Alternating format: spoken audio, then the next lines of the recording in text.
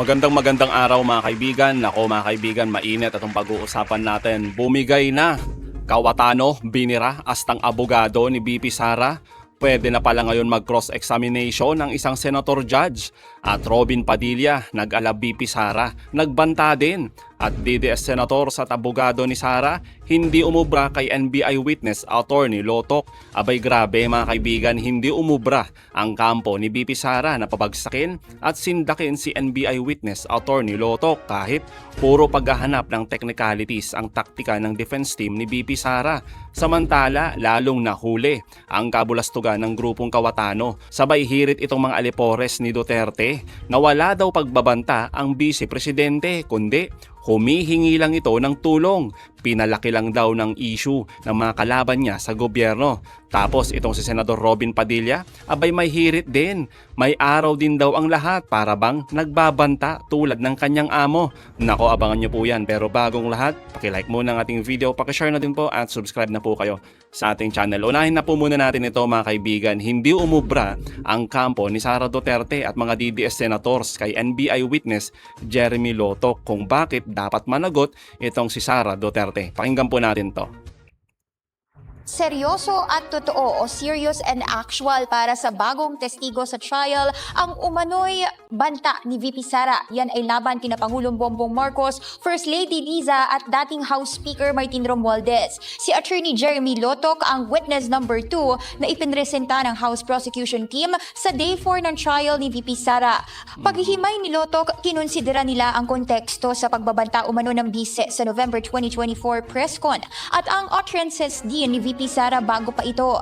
Apat na factors ang umano'y pinagbasihan nila: ang delivery o manner ng bise, literal na kahulugan ng mga pahayag niya, ang paraan ng utos niya sa umano'y assassin at ang relasyon ni VP Sara sa mga kampong binantaan kasama ang Pangulo. Sa pagsusuri nila sa presscon, mistulang galit na galit daw ang bise. Hiniit ni Lotok ng NBI na hindi raw saklaw ng freedom of expression yung mga naging pahayag nga ni VP Sara doon sa kanyang controversial na online presser noong 2024. At base raw kasi sa kanilang investigasyon, hindi nila maituturing na sakop ito ng freedom of speech or expression yung hayagang pagbanggit ng ikalawang pinakamataas na opisyal ng bansa na meron daw kinausap na tao para patayin nga yung first couple at si dating Speaker Romualdez. At sabi pa ni Loto, kung papayagan daw itong maituring na bahagi ng freedom of speech, pwede raw maging normal yung mga pagbibigay ng kahalintulad ng mga banta laban sa mga sinumang opisyal ng pamahalaan at magdudulot daw ito ng kaguluhan or pagkasira ng kaayusan sa bansa kung hindi ito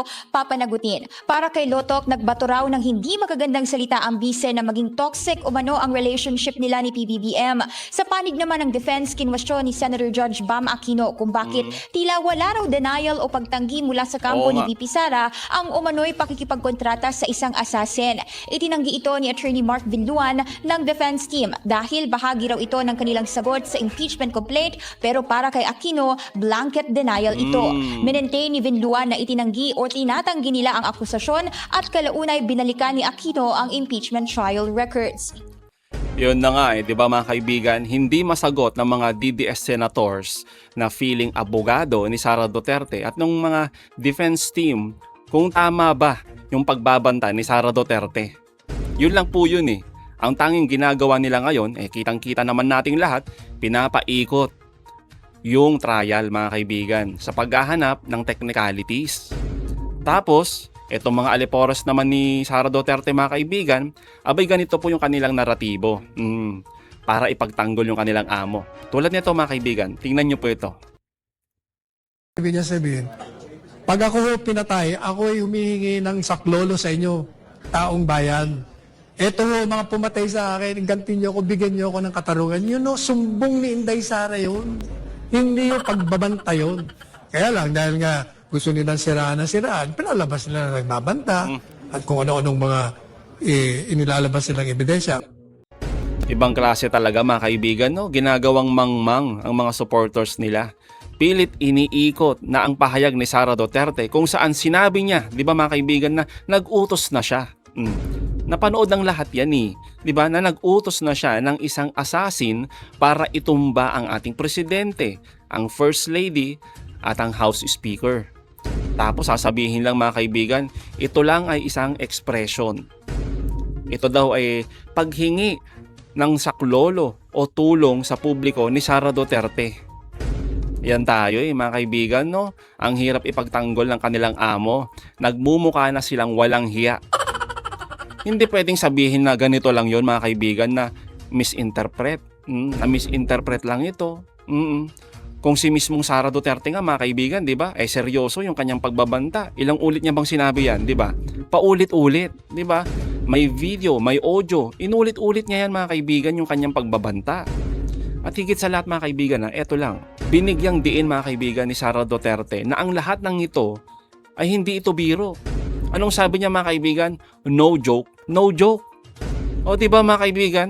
Kaya kahit anong pagpapaikot ang gawin ng mga Duterte, malinaw po yung rason dito ni Attorney Lotok kung bakit kailangan managot itong si Sara Duterte. Na hindi ito simpleng freedom of speech lang. Hindi ito simpleng expression lang kung ano-ano yung pangapalusot ng mga Duterte. Yung sinabi niya po dito ni Attorney Lotok, ang ganda po nito. Panoorin niyo po. Una, when the second highest official of the land openly and publicly uttered that she had already contracted a person to kill the highest official of the land, the First Lady and the former Speaker, and that she instructed the person to be relentless in killing them, we failed to see any amount of freedom of speech in that utterances, Your Honor. That's number one. Number two, we talk to ourselves. If we allow the argument that it is within the bounds of freedom of speech, if we allow that to become the norms of our society, then who would prevent anybody from doing the same to anyone? Correct. Pwede na pong sabihin, patayin mo si senator ganito pag itong nangyari. Patayin mo si congressman ganito pag ganito ang nangyari. Patayin mo si justice ganito pag ganito ang nangyari. So imagine, Your Honor, the anarchy, the disorder, and the chaos it would bring to our country. And number three, Your Honor, as a lawyer and being in the law enforcement, freedom of speech protects lawful expression, Tama. but it does not protect utterances that satisfies the elements of a criminal offense, like this one, Your Honor. O, di ba mga kaibigan, napakasimple lang yung sinasabi dito ni attorney, di ba? Umpisa pa lang mga kaibigan, no? Umpisa pa lang ng hearing, abay binasag na po ni NBI Regional Director Attorney Jeremy Lotok yung mga palusot ng defense team. Kaya nga humaba po yung hearing na yan dahil sa paikot-ikot na paghahanap ng defense team ng technicalities. Di ba? Simple lang yung mensahe mga kaibigan ni attorney. Ang kalayaan sa pagsasalita ay protektado po ng saligang batas. Pero hindi ang pagbabanta, lalong-lalo na isang vice presidente. Di ba? Sabi nga dito mga kaibigan oo, lahat tayo may karapatan. May karapatan tayong magalit sa gobyerno. May karapatan tayong batikusin sila. Di po ba? Sabihing palpak yung mga ginagawa ng mga politikong ito. Protektado po tayo ng saligang batas. Pero mga kaibigan, ang sandaling gamitin natin ang ating bibig para magbanta ng pagpatay, mag-udyok ng rebelyon, manira ng puri na wala namang batayan tulad ni Sara Duterte, abay labag po yan sa saligang batas.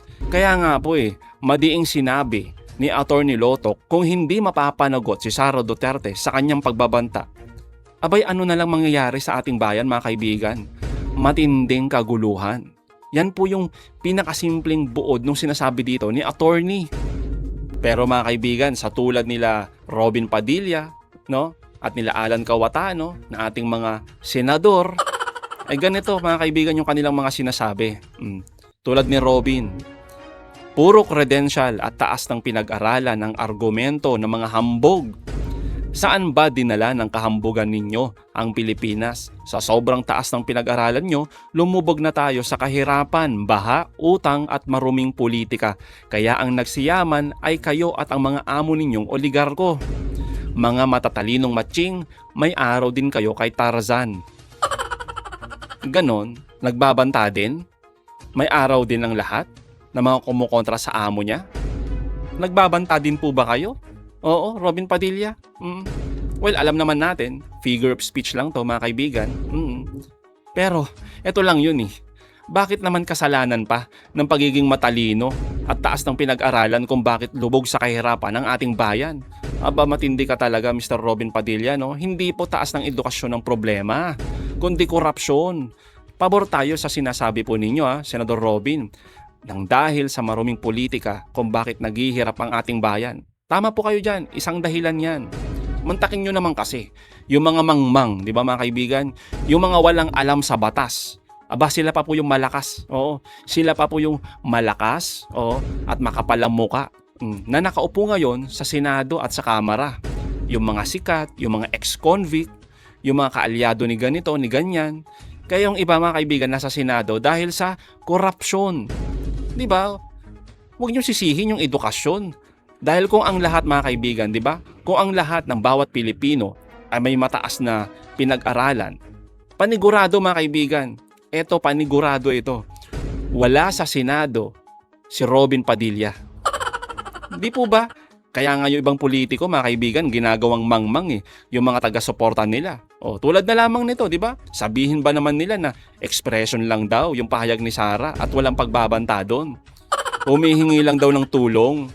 Di ba mga kaibigan, ginawang tanga at bobo yung mga kababayan natin.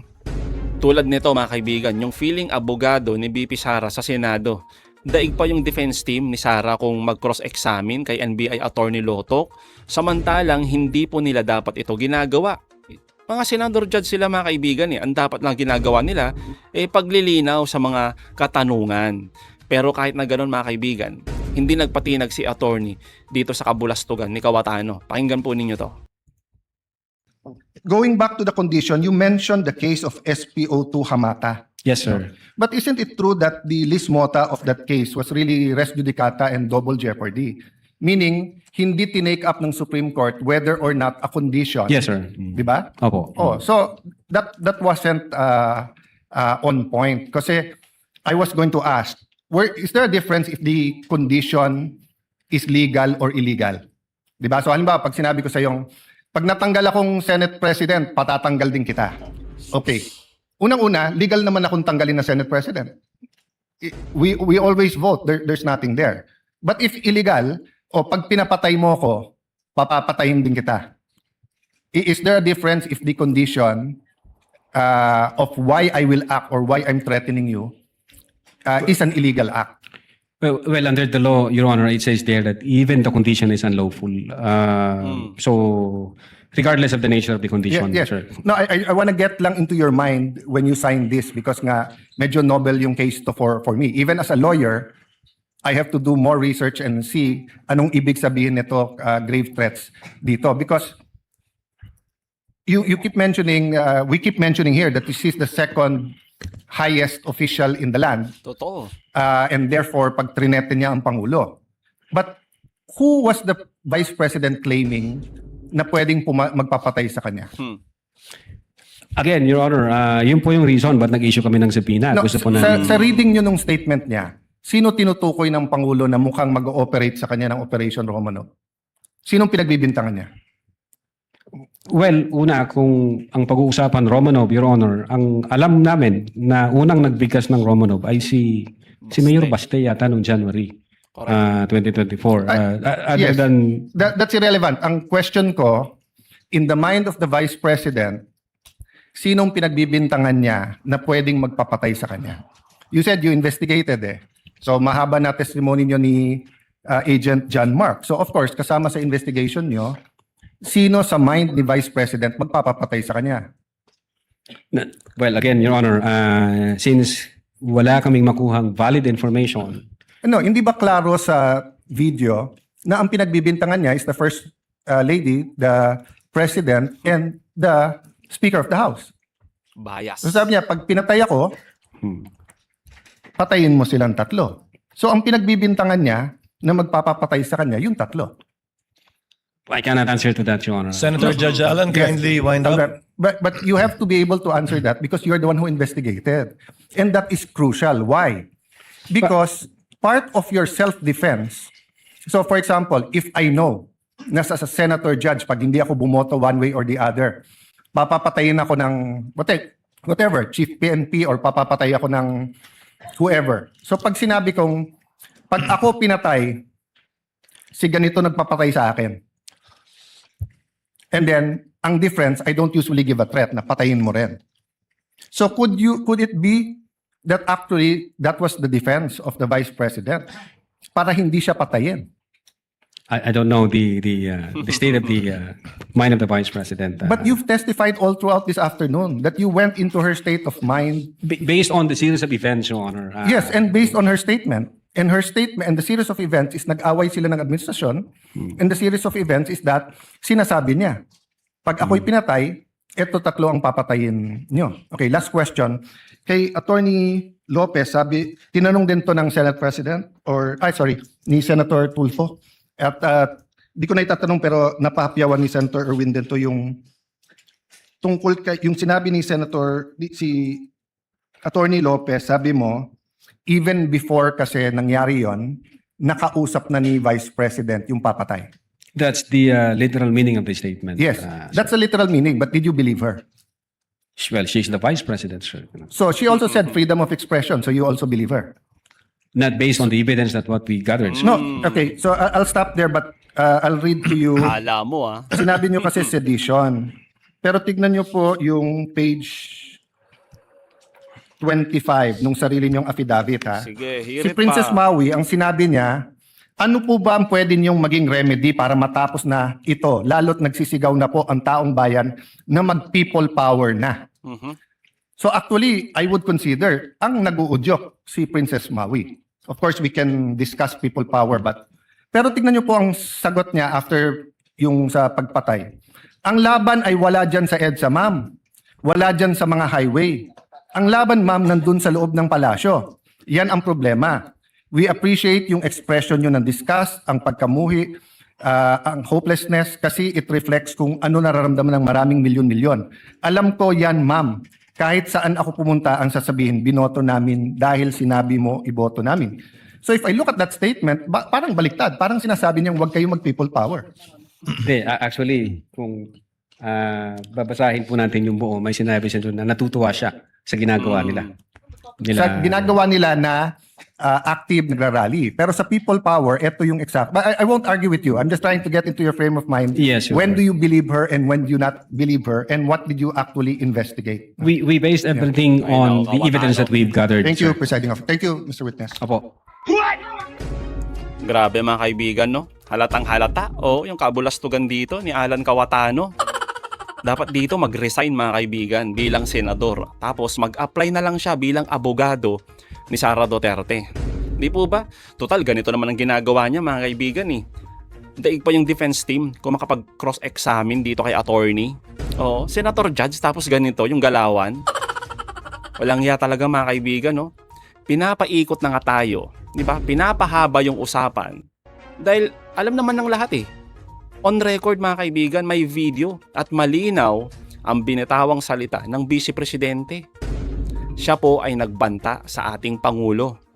Tapos alam ng defense team yan mga kaibigan na mahihirapan kasi sila. Oo, na kumbinsihin ang taong bayan, yung mga senador judges natin, maliban sa mga bias mga kaibigan sa mga bias na senador.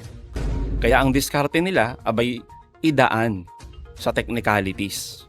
Di po ba? Kitang-kita natin yan eh. So mga kaibigan, anong masasabi nyo patungkol dito? Comment down below. Again mga kaibigan, huwag nyong kalimutan, i-like at i-share itong mga videos. Hanggang sa muli, kita-kita ulit tayo mga kaibigan.